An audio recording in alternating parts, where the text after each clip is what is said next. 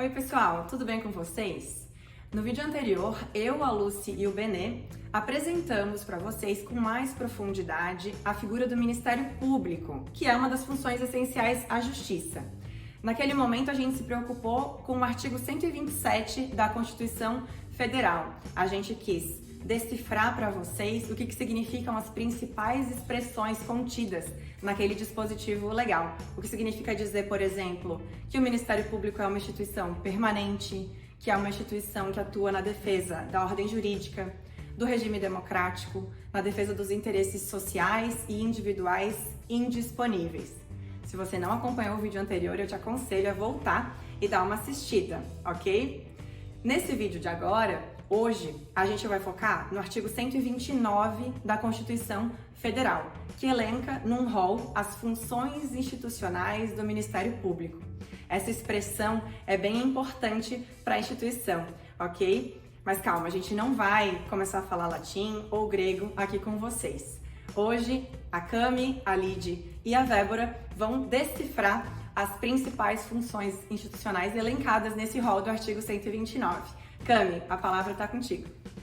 Oi pessoal, eu sou a Camila Dornelles, sou aluna do curso de Direito da Estácio Florianópolis e vou falar um pouquinho sobre os 3 primeiros incisos do artigo 129 da Constituição.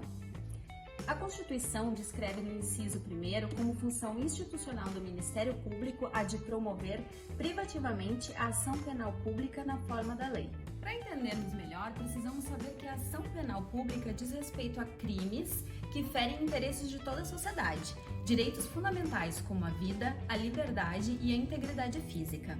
Ou seja, o Ministério Público, para resguardar a segurança jurídica, paz e tranquilidade da sociedade, vai atuar pedindo a condenação daquele que feriu a norma jurídica na esfera penal. O inciso 2º vai nos dizer que o Ministério Público é um defensor da sociedade, do povo, da ordem jurídica e da cidadania. Então ele vai fiscalizar constantemente se o poder público está realizando serviços públicos com qualidade, por exemplo. Se em algum momento houver uma atitude do poder público que afronte algum interesse da sociedade, o Ministério Público está legitimado para agir e evitar que isso se perpetue. No inciso 3º, temos que incumbe ao Ministério Público promover o inquérito civil e a ação civil pública para a proteção do patrimônio público e social, do meio ambiente e de outros interesses difusos e coletivos. Aqui é necessário ressaltar que, para que não haja confusão, que não estamos falando de inquérito policial. Falamos aqui do inquérito civil. É dever do Ministério Público, após tomar ciência de qualquer fato que possa acarretar ou não uma ação judicial na área civil, dar início a uma investigação para coletar dados a fim de reunir informações preliminares para fundamentar ou não futura ação judicial, assim preservando também os investigados para que não respondam um processo injustamente.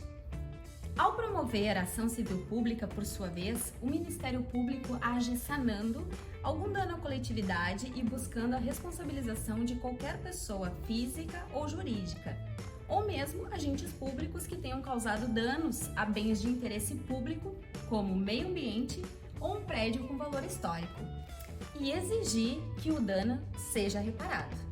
Como exemplo, podemos citar o caso do vazamento de óleo no litoral brasileiro, que atingiu mais de 10 estados e o Ministério Público Federal atuou para garantir a proteção da limpeza do litoral, investigar as causas e responsáveis pela tragédia. Bom, já foi possível perceber o tamanho da importância da atuação do Ministério Público, mas o artigo 129 ainda não acabou. Nossa colega Lid vai dar continuidade às funções institucionais do Ministério Público. Olá pessoal, para quem ainda não me conhece, meu nome é Lidiane Tagalato. Seguindo a sequência do artigo 129, eu falarei dos incisos 4º, 5º e 6º. O inciso 4º fala sobre a função institucional do Ministério Público de promover a ação inconstitucionalidade ou representação para fins de intervenção da União e dos Estados, nos casos previstos nesta Constituição. No inciso 5, temos a função de defender judicialmente os direitos e interesses das populações indígenas. É uma das funções do Ministério Público a defesa coletiva e os interesses das minorias e dos povos indígenas, que com sua vasta cultura nos remete a uma questão de uma importância muito maior, que é do nosso patrimônio histórico e cultural nacional. Já no inciso 6 do artigo 129, encontramos o Ministério Público no exercício de suas funções. Poderá expedir notificações nos procedimentos administrativos de sua competência, requisitando informações e documentos para instruí-los. A requisição é uma exigência para a realização de algo fundamentado em lei. A requisição, portanto, possui um valor imperativo superior à simples solicitação. A requisição, caso desatendida, pode caracterizar o crime de prevaricação ou desobediência, conforme o caso. Este instrumento permite ao Ministério Público a compreensão da verdadeira dimensão dos fatos investigados, evitando um agravamento de problemas ou a instauração inútil de um procedimento. Obrigada pela atenção e agora passamos para a nossa colega Weber. Na continuidade das funções institucionais do MP, previstas no inciso 7, está em exercer o controle externo da atividade policial. O controle externo da atividade policial pelo Ministério Público tem como objetivo principal manter a regularidade e a adequação dos procedimentos empregados pela polícia, para que não atue em abuso de autoridade na execução de suas operações, por exemplo, uma questão que vem sendo objeto de atenção pela sociedade e imprensa atualmente. No inciso 8º do artigo 129, notamos que o Ministério Público pode requisitar diligências investigatórias e a instauração de inquérito policial, indicando os fundamentos jurídicos de suas manifestações processuais. Seguindo a mesma linha do que já estudamos sobre inquérito civil, diante da notícia do cometimento de crimes por alguém, a instauração de inquérito policial é importante para reunir subsídios ao eventual posterior ajuizamento de ação penal.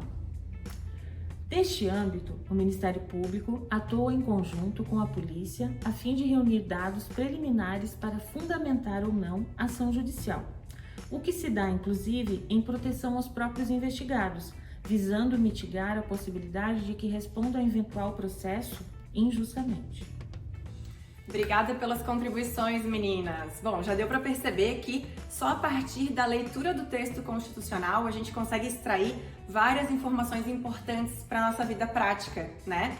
O nosso objetivo aqui no projeto é exatamente esse: democratizar o texto constitucional, para que você que está nos assistindo consiga se visualizar, se entender como um destinatário realmente dessas garantias tão importantes.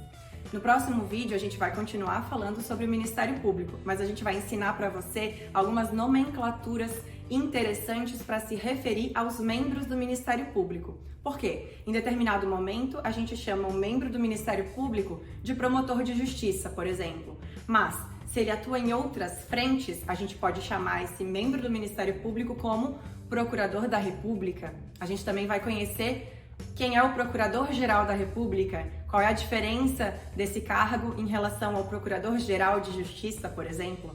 Interessante, né? Então nos vemos lá. Obrigada!